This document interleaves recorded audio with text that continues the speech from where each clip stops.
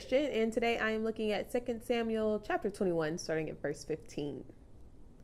There was another war between the Philistines and Israel, and David and his men went and fought the Philistines. During one of the battles, David grew tired.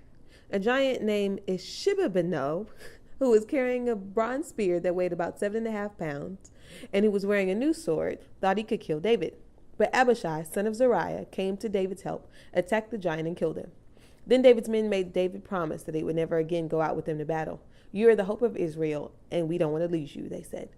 After this, there was a battle with the Philistines at Gob, during which Sibbecai from Husha killed the giant named Saph.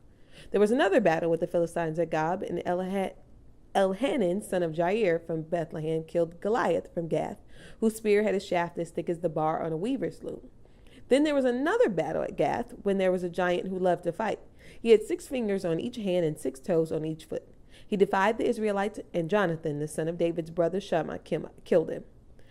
These 4 were descendants of the giants of Gath, and they were killed by David and his men.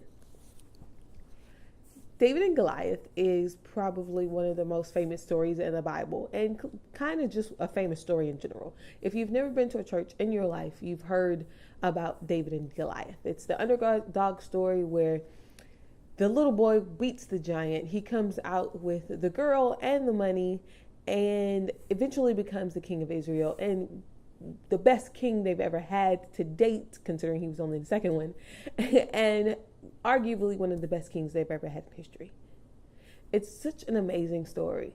And we love those stories in our own life. We love when the underdog wins. We love the David and Goliath story. It even has that term in our culture today. We deal with those giants on a day-to-day basis in our own lives. It is the giant of insecurity, the giant of some issue that's been in your family for generations. It's giant after giant after giant, and we slay them, and it's that awesome feeling of, yes, I did it. I have overcome. God is awesome. I win. I beat the giant. Except then there comes this day when there's another battle, and then there's another battle, and then there's another battle, and then there's another battle, and you start to get tired. Now, we find ourselves starting out at the beginning of the story that there is another battle, and David's tired. And of course, that's when the giant shows up, because Satan is an absolute terrorist, and he's waiting for the time that you are tired, you're hungry, you did not have the best day, and that's when he throws a new giant in your face. Thankfully, we do not have a high priest that can't be touched, because Jesus knows exactly what that's like. Satan waited till it had been 40 days when he had not had any food, and then he chooses to attack. Jesus knows exactly how you're feeling in those moments when the giant comes and you're tired, and then another giant comes and you're tired, and then there's another giant comes and you're tired. He walked this earth to be able to say, I know exactly what that feels like, and I overcame it for you, and I'll overcome it for you again.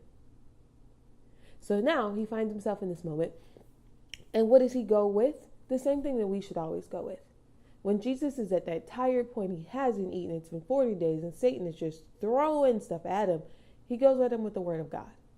And that's always going to be our sword. That is always going to be the thing that beats everything every single time. So we find David here, and he's looking at the giants, and not just giants, but it's the 4 brothers of Goliath. Now, you've killed their brother, so now they're not a fan of yours at this point. Not to mention, you killed their brother, you chopped off his head, and then you went back to the city and was like, look what I did, and I'm coming for you. This is put a target on your back, David. Here's a little bit of tough love from me to you.